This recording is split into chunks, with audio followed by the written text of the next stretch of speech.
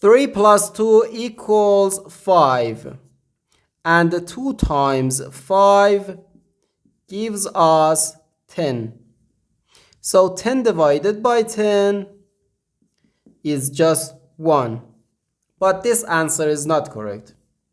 Because according to the order of operations, first we have to do parentheses, then exponents, then multiplication or division, and finally addition or subtraction. Remember that multiplication and division have equal priority and we have to work from left to right.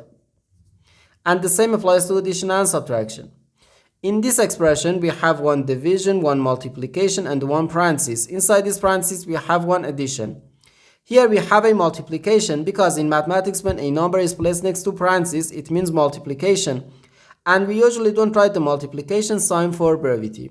Okay, so according to the PEMDAS, first we have to do this parenthesis, then this division, and finally this multiplication.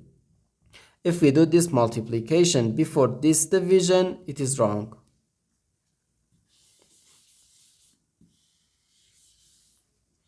So first we have to do this parenthesis. Inside this parenthesis we have 3 plus 2, which equals 5.